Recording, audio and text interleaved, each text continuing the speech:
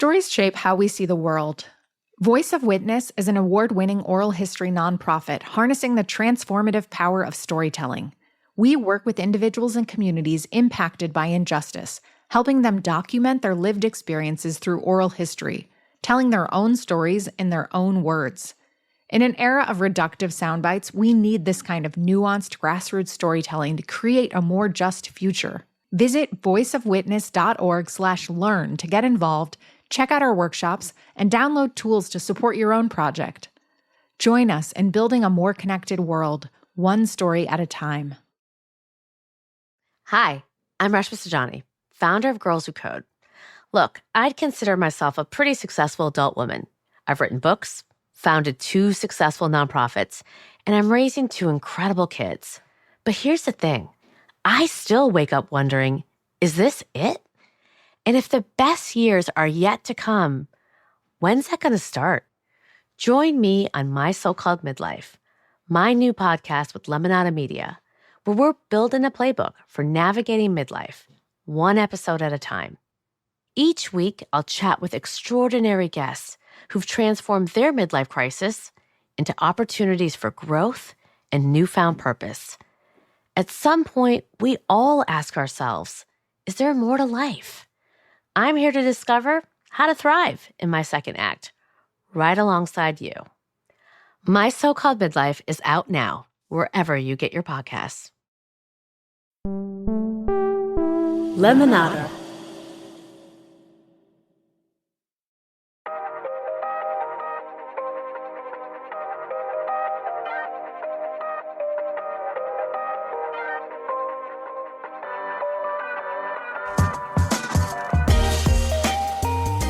Hello and welcome to Good Things. I'm your host, Maya Rupert.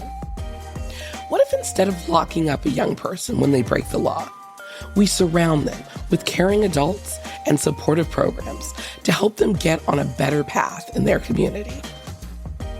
What if, instead of threatening detention for breaking probation orders, we meet the young person where they're at and celebrate successes for following a probation plan? And what if probation officers acted more like coaches than referees? This is the type of stuff happening in Pierce County, Washington. The juvenile court system there recognizes that most youth who get in trouble with the law can get back on track without incarceration. And they're more likely to thrive in their own communities than in institutional confinement. We're going to talk about all this with our 2 guests today. Kevin Williams is the manager of Probation Services for Pierce County Juvenile Court. And Steve Bishop is the associate director for Probation and System Transformation at the Annie E. Casey Foundation. Kevin and Steve, welcome to Good Things. Thanks for having us. Yeah, thank you for having us, Maya. So last episode, we really dug into what it means to transform the juvenile probation system. And today we're going to get to hear about what that means in action. Now, Kevin, you head the juvenile probation program in Tacoma, Washington, which is doing a lot of good things. But before we get into the details of that, I understand that, like Steve, you used to be a juvenile probation officer. Can you tell me a little bit about what got you into that work and really why you've stayed in it? I knew around high school that I wanted to work with young people that were impacted by the system and specifically on probation. There were kind of 2 things that were going on in my life. One, I had family members and loved ones that were directly impacted by the system. Sure. And I had heard their kind of journeys and perspectives. So that was kind of one inspiration. And then when I was in high school, one of my best friends, his father was a juvenile probation officer. I spent a lot of time at their house and talking with him. And those 2 worlds just kind of came together for me. I went to Gonzaga University. I had the opportunity to play basketball there before it was widely well known in the national powerhouse that it is now. Okay. But I thought my basketball career would go a little longer than it did after college. It didn't. So from there, I got into, I worked in a group home for a few years. I did some case management work after that, and then landed a job here at Pierce County Juvenile Court about 24 years ago, and I've been with the court ever since. Awesome. Yeah. And now, Steve, how did you and Kevin first meet? So we first met through work that the Casey Foundation does with Pierce County Juvenile Court. Pierce County had been involved with Casey through our juvenile detention alternatives initiatives for many years, even prior to us starting our probation transformation work. So when I came to the Casey Foundation in 2015, Pierce County was one of 2 pilot sites that had been selected to be part of the initiative and was doing the work. So we first met there. So it's been about 10 years now. Very cool. So, Kevin, I'd love to hear just a little bit more about how the Pierce County Juvenile Court started on the path to transforming how they do probation. What was sort of the starting point, and were you a part of that sea change? It started with, our elders and former leaders back in the late 1990s to 2000. They had to essentially make a decision. Do you build a new detention facility? Or do you look at doing business a bit differently? We had an old building.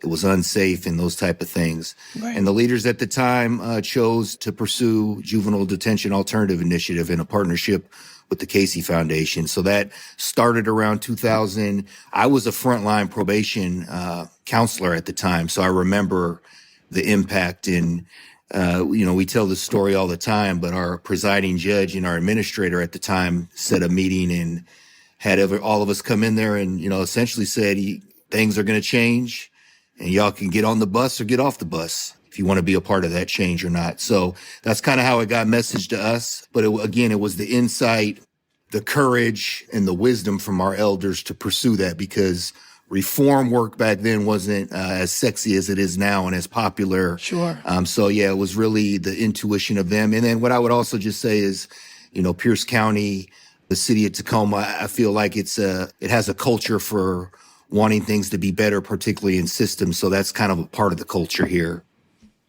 Kevin, I keep hearing you use the word probation counselors. Does Pierce County have probation officers anymore? And what is that difference? We've always had the term probation counselor, like on the job description. But what I would say is, particularly in the last 10 years, as we have been doing probation transformation work, we were very intentional with using that word. Words matter. And there is a difference between an officer and a counselor. And, all these things we've been talking around, wanting to promote behavior change, but also attending to well-being, looking at young people as assets, looking at young people and parents as the experts of their own lives. Like, these are all therapeutic values. Yeah. And we just felt that it was important that was what we used, because even though it was on paper when I started, we were still of the mindset of the officer.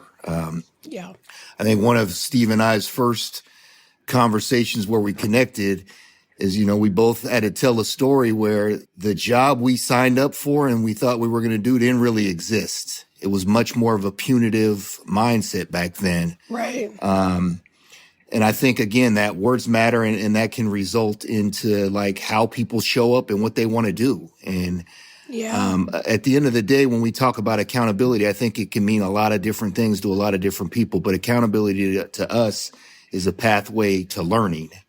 I think the probation counselor and the mindset of wanting to really sit down and build relationship and trust and care for you is tied to like how we use that word, and not having the more officer supervision compliance mentality that comes along with that.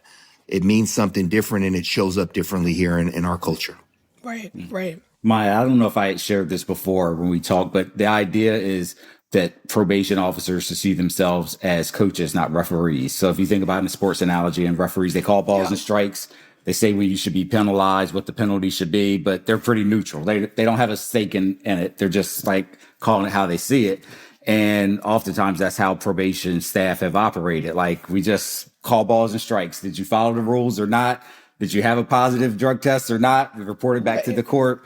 And, the notion is like, they should be coaches. They should be counselors, someone that clearly is in that child's corner, that is advocating for them, who is cheering them on, who's there to support them, not just kind of call balls and strikes on, how they did at the end.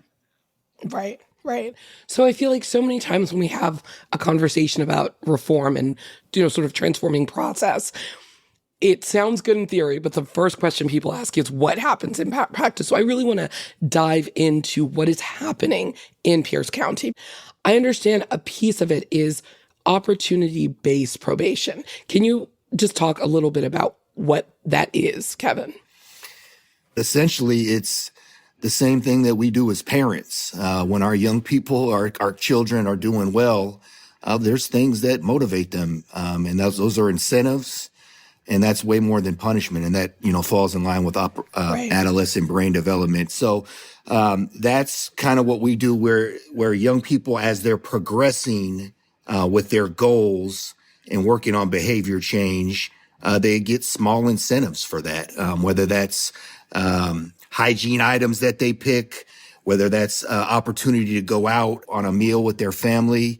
And the ultimate thing is the ability to earn their way off of probation earlier than what they were originally sentenced to.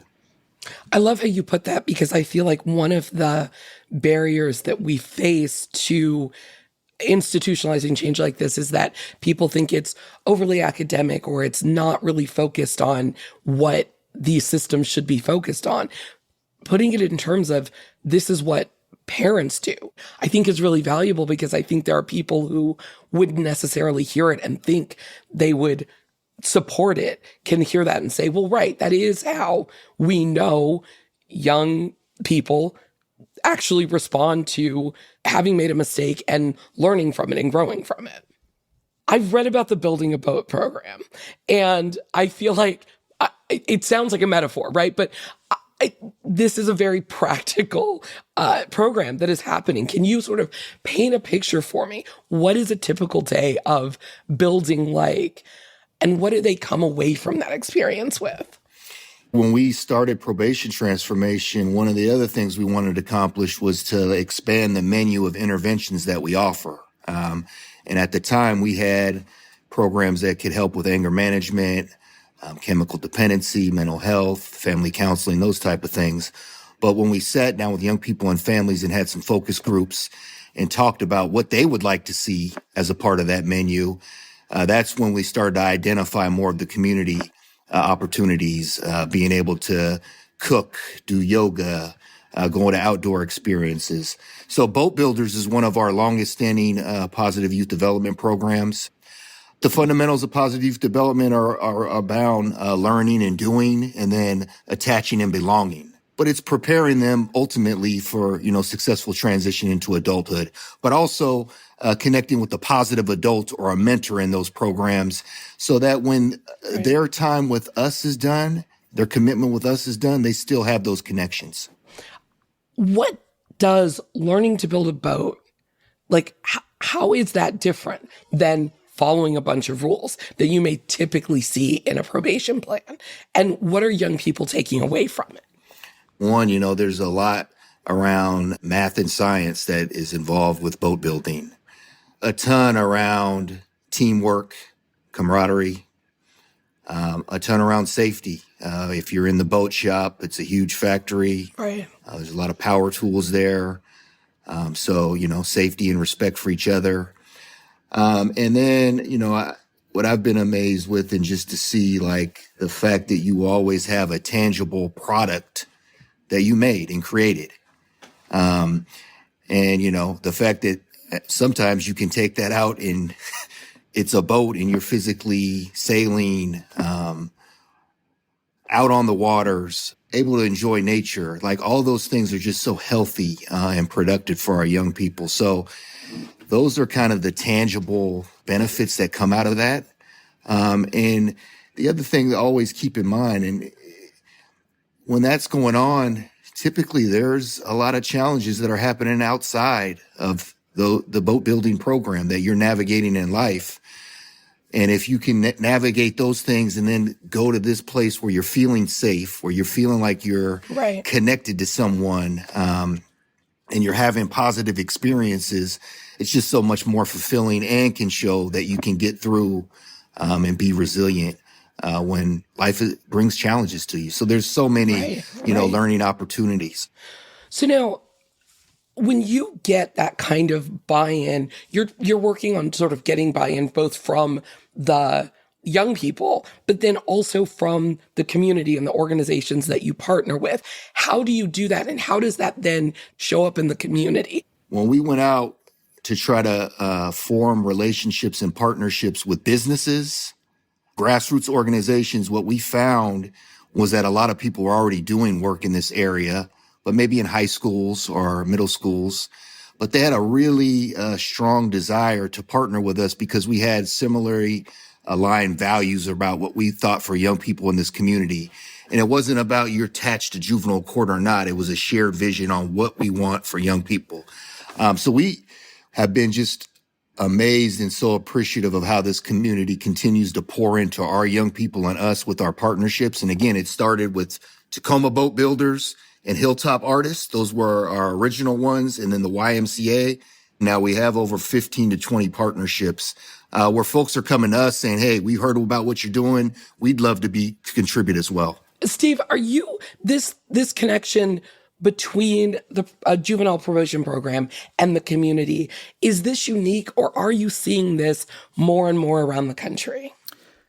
We're starting to see more of it, obviously not enough, but this idea of like the system and community partnerships is like the core of everything we do. For all the points that Kevin said, our belief that young people not only need help navigating out of the system, but that they leave the system better than maybe how they entered, so that they feel more connected to adults in their community that can be part of their life long after probation. And so we really believe that like that sits with system. And even as I shared with you before, and I know Kevin feels the same way as former, probation officers, we have to have the humility to understand what the limits of your role are. And you can have an impact in the life of a child. And Kevin has amazing staff who are all care very deeply about kids and great working with kids, but also still understanding their limits, which is I'm still an officer of the court. I'm still the man. And who you need in your corner is people in your neighborhood, in your community that you could turn to again after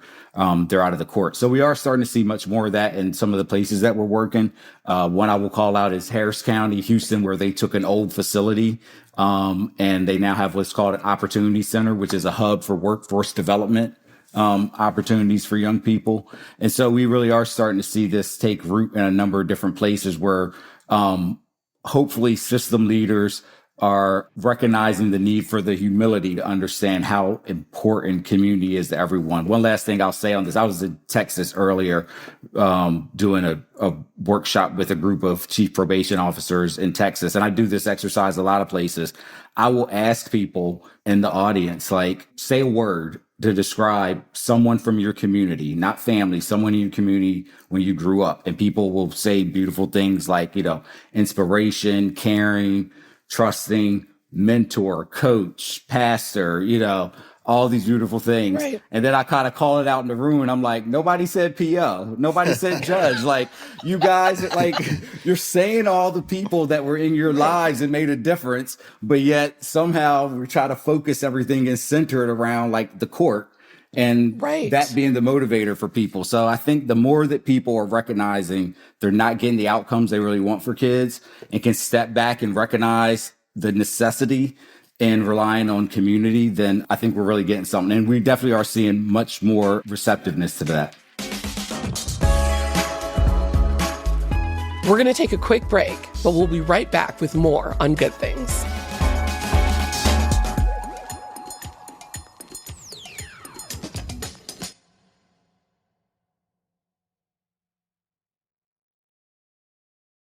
Interested in the power of first-person storytelling?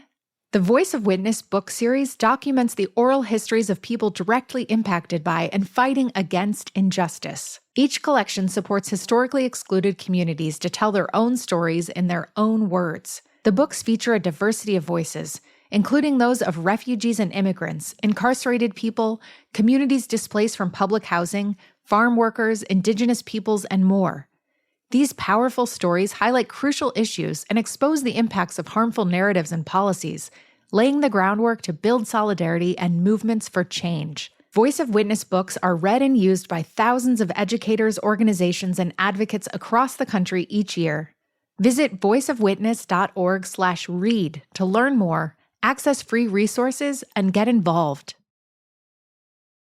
This is an ad from BetterHelp Online Therapy. When it comes to relationships, we often hear about the red flags we should avoid, but it's just as important to focus on the green flags. Think about how you want a relationship to feel. One where your boundaries are respected and you're encouraged to be your best self. If you're not sure what that looks like, therapy can help you identify and actively practice those qualities so you can embody the green flag energy yourself and find it in others. Because whether you're dating, married, building a friendship, or working on yourself, it's time to form relationships that love you back. BetterHelp was super helpful on my therapy journey. It connects you to a diverse network of over 30,000 therapists worldwide with expertise in a wide range of issues, from depression and anxiety to work and relationships.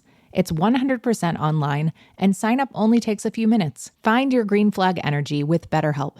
Visit BetterHelp.com today to get 10% off your first month. That's BetterHelp, HELP.com.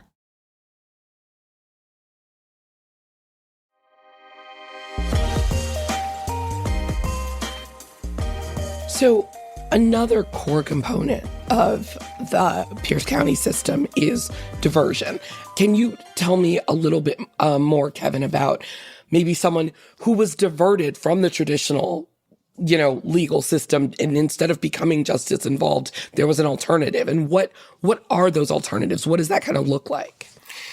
So we are trying to, in our system, particularly in diversion, our young people can have access to more swifter accountability, more intervention and resources that are going to help them change behaviors, and again, get connected to the community, but not going through the formal court process. I think a lot of times folks think that diversion might be the easier route or a free pass.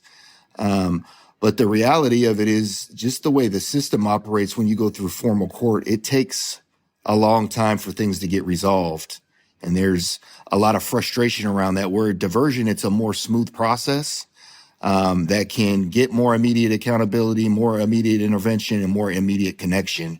So that's how we've tried to really set our system up.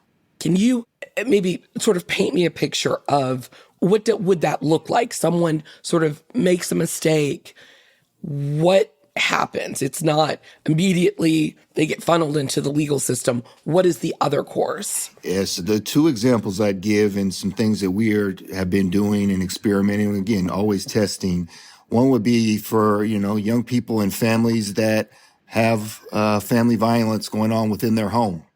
And whether that's the young person who assaulted their parent, what we have set up and we want to continue to grow is that it would be great if law enforcement in the heat of the moment could be able to refer to a community partner who dives directly into so-called domestic violence and can meet with that family within 48 hours of the referral, get in the home, do an assessment, and try to see what they need to manage conflict in a different way. So that's one example right there. Right. Another one is a lot of the referrals we get come from schools. So we're testing this on, again, a smaller scale. But if you close your eyes and instead of SRO making an arrest at school for drug paraphernalia or drug possession, how cool would it be if you had a drug and alcohol counselor that was already on the school campus and you could get them a drug and alcohol evaluation right away, prevent the long-term suspension that usually comes with that, to identify the needs, and then get them in a treatment program that's a part of their diversion. Right. And all that can happen within 1 or 2 weeks, as opposed to going through a formal system where it might sit in a prosecutor's office. It might take a couple weeks more to send out notice. And then the young person is coming to get arraigned for court, and the event happened 3 months ago. And it's right. Quite often families and young people forget that it happened, or they thought that it went away. Right. So those are kind of two examples where you can have some immediate responses. And it's specific for our community because those are the two biggest referrers to our court. Yeah. But I think across the country, other jurisdictions can tailor it based on what their referrals look like and what are the needs for their community. Right. Again, it's so interesting that so many times one of the barriers that we face when talking about things like diversion is this idea that it's just sort of, it's putting it off or it's not really dealing with it. And what you're describing is this is actually a way of dealing with it quicker.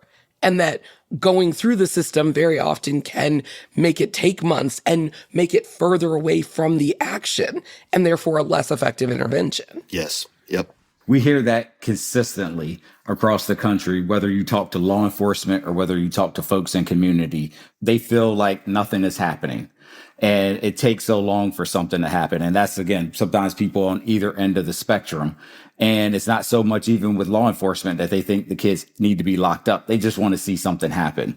And part of this is developmental as well. I mean, 3 months, 6 months for an adolescent feels more like a year. 3 months in the life of a teenager, all sorts of things happen that are flooding their minds other than that thing they did. Right. And the other piece, and we talked about this before with accountability, that connection, not just going to programs, but like if it's mentoring that you need and any other support services, that's really part of the accountability, because when you can have people in their lives who are forming those relationships and they have the ability to like hold them to account in a different way and to encourage them and, be with them through setbacks and so forth. So the quicker you can get those things in place, that is what really builds that accountability and I think promotes that long-term kind of community safety.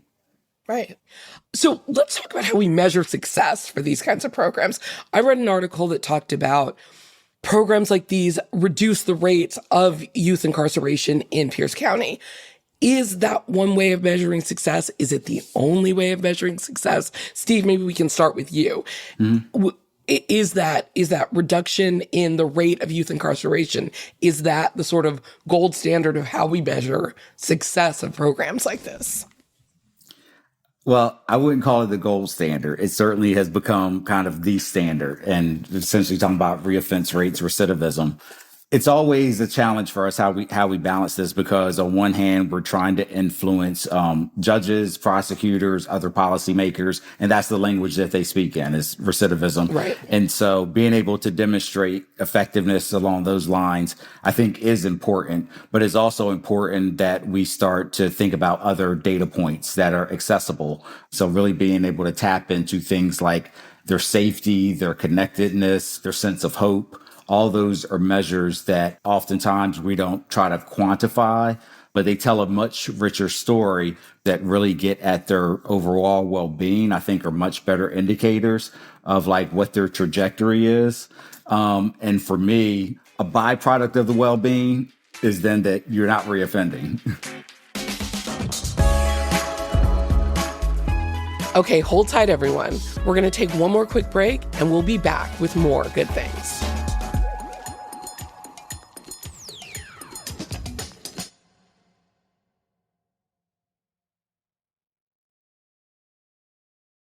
Want more from your favorite Lemonada Media podcasts while supporting the shows that help make life suck less? Subscribe to Lemonada Premium today. As a subscriber, you'll unlock exclusive bonus content like never-before-heard interviews, behind-the-scenes moments, bonus episodes, and so much more. It's easy to sign up no matter what podcast app you use. On Apple, you can just click the Lemonada logo in the Apple Podcast app and hit subscribe. For all other podcast apps, head to lemonada.supportingcast.fm to subscribe. That's lemonada.supportingcast.fm. Want a sneak preview of hot new audiobooks? Then check out Your Next Listen, a new podcast from Lemonada Media and Simon & Schuster Audio. We've got everything: the hottest new thrillers, best-selling celebrity memoirs, and swoony romances. And these aren't tiny clips either. They're entire chapters you can listen to. Your Next Listen is out November 11th, wherever you get your podcasts.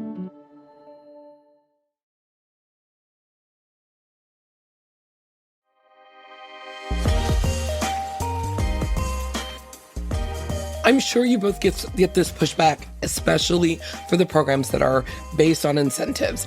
It's are you rewarding kids for breaking the law or for breaking the rules?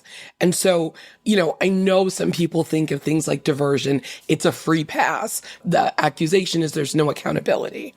How do you respond to that sort of accusation that these are not programs that should be open to the kids that are somehow, they're breaking the rules? Yeah, we definitely get a lot of that. So I'll just say this, as one of the pilot sites Kevin and we've done a lot of road shows. So we certainly have been peppered with these type of questions during presentations over the years. I mean, I think for me, fundamentally, as a father, my response to people is the idea that we don't pay kids to stay out of trouble is just inaccurate. Like, we do it all the time. We do it all the time. And so what I say is we should provide that opportunity for the kids that we know don't have those same opportunities and access. So for instance, if you are a child, especially a white child in an affluent neighborhood, black child in an affluent neighborhood, certainly my own kids have experienced it. They get all sorts of, beginning of the school year, you go school shopping. You turn 16, you might get a car, or at least access to family vehicle. Nice Christmases and nice birthdays, and they get older, spring break, and all sorts of things that we do that, even if it's not explicit, sometimes explicit, incentivizes kids to kind of stay in the fold and follow the path generally. So of course we incentivize kids to stay out of trouble. Because if we understand developmentally, not only are they more motivated by the incentives, but their ability to kind of do the forward thinking is not fully developed. So putting the short-term things in front of them just makes good sense. And the last thing I'll say, and I'll let Kevin jump in, is in our society, we sometimes really want the pound of flesh and don't understand that the real punishment for kids is, God forbid, that night that they get put in handcuffs and the trauma that causes, or having to sit in a detention center for 2 weeks, or having to go into court with your parents and be put on probation. Like, that's the punishment, and not the, in a sense. So the focus after that should be, how do you build them up? Right. How do you build them up? How do you help them heal? How do you help them be better citizens? And like Kevin says, everyone needs those type of motivators. Right. One of our partners, our mentor, colleague, friend of ours says, we're not rewarding them for the mistake they made. We're rewarding them for the progress that they're making. And I just think that that's really key to lift up, because a lot of times we could focus on the mistake that was made that night, but it's much more bigger than that. And what we're trying to do, again, is promote behavior change. And if you break things down and just slow things up, rewarding people in general, whether it's children, adults, for their progress, is just a really human thing to do. And I think it's just always a good reminder that we're rewarding folks for the progress they're making and the efforts they're making to do better. Right. What about the argument around community safety? Because I imagine that's another big piece of pushback that you get. People who say, I'm concerned about youth crime, and, diversions, alternatives to detention, programs that are incentive-based. How that can sound to someone is, well, then that means that people are still on the streets. These young people are still on the streets who present a risk. How do you respond to that concern that these programs don't seriously confront the issue of community safety? Yeah, I think in my role and in the system that I'm in, we got bombarded with concerns around crime rising, and there was a lot of a narrative in the media. And I think the response we originally had was to no, look at the data, everything's going down, right? And people don't want to hear that. Right. That's not what they're experiencing. So I think you have to acknowledge what people are experiencing and hold that. And I think there's a lot of opportunities, particularly for folks that work in the system, to get more aligned on the complexities of this and maybe not pointing the finger as much at each other, and trying to see how we can approach that in a healthy way. But I think it has to be acknowledged. That's folks' realities. Yes, absolutely what Kevin said. The data may show us crime's going down. We may do research that shows that juvenile crime it gets too much coverage in the media, but that doesn't mean anything if you're living in a neighborhood and there was a shooting down the block, 2 nights ago.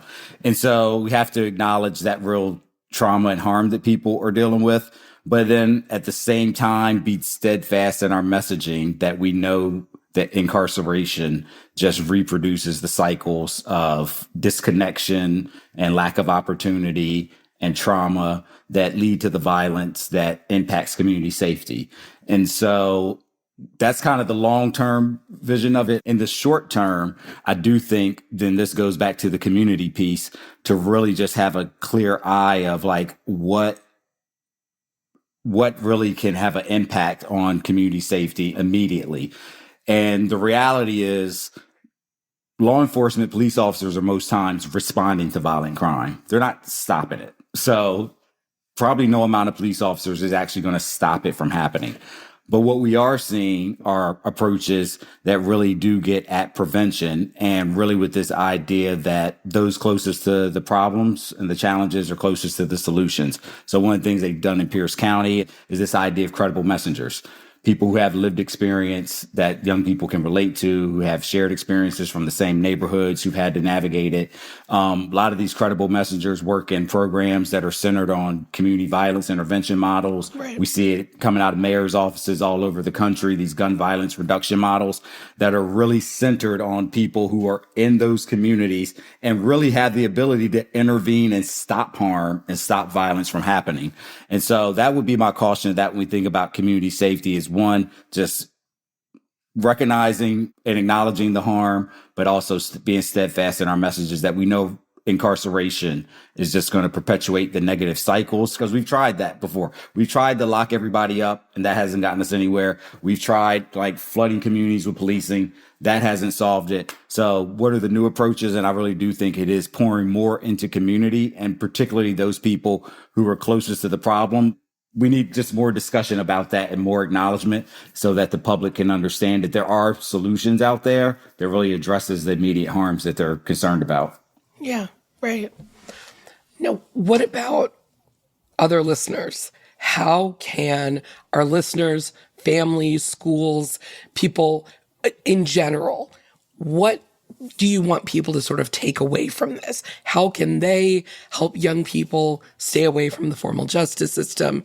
How can they make a difference in the lives of young people? What can we kind of give to the audience to go out if this conversation has inspired them the way it has inspired me? I'd say, I think first and foremost is that always keeping in mind, these are young people we're talking about. These are children we're talking about. And treating children like children. I love what Steve shared earlier about the exercise he does at different jurisdictions. I'd ask anyone listening to this to think back at who inspired you when you were a young person, who motivated you, who helped you, who supported you, and think about what that looks like in your community. I'd also say, for those that are business owners, and maybe you have a business and you're like, there's no connection with a young person. There probably is, where you could really open up your doors, consider mentoring or job development. Those are really powerful. The other thing too is just maybe even thinking about what volunteer opportunities look like in local jurisdictions where you live at. I know one of the most powerful things that moved me, this was 15 years ago or so, but it was just someone that cared about young people in our community and had a passion for books.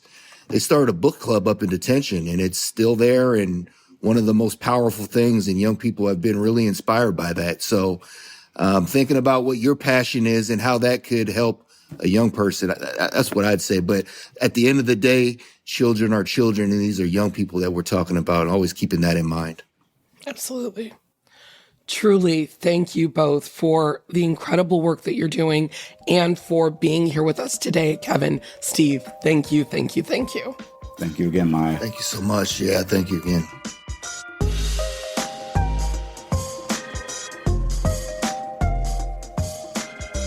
This episode was made possible with the support from the Annie E. Casey Foundation. Learn more at aecf.org. Views expressed in this episode are solely those of the participants. Thanks so much for listening. I'm your host, Maya Rupert. This series is produced by Lisa Fu and Hannah Boomershine. Our supervising producer is Muna Danish. Mixing and sound design by Noah Smith.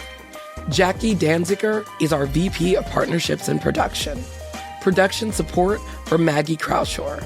Executive producers are Stephanie Whittles-Wax and Jessica Cordova-Kramer. Help others find our show by leaving us a rating or writing a review. Follow Good Things wherever you get your podcasts and listen ad-free on Amazon Music with your Prime membership. Thanks so much for listening. We'll see you next week.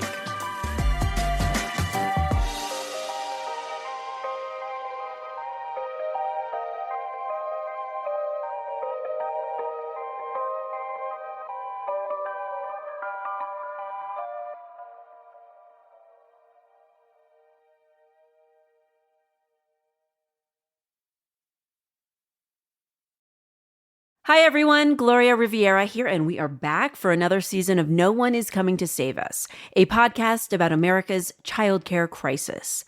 This season, we're delving deep into 5 critical issues facing our country through the lens of childcare: poverty, mental health, housing, climate change, and the public school system. By exploring these connections, we aim to highlight that childcare is not an isolated issue, but one that influences all facets of American life. Season 4 of No One Is Coming to Save Us is out now wherever you get your podcasts. Are you looking for ways to make your everyday life happier, healthier, more productive, and more creative? I'm Gretchen Rubin, the #1 best-selling author of The Happiness Project, bringing you fresh insights and practical solutions in the Happier with Gretchen Rubin podcast. My co-host and happiness guinea pig is my sister, Elizabeth Kraft. That's me, Elizabeth Kraft, a TV writer and producer in Hollywood. Join us as we explore ideas and hacks about cultivating happiness and good habits. Check out Happier with Gretchen Rubin from Lemonada Media.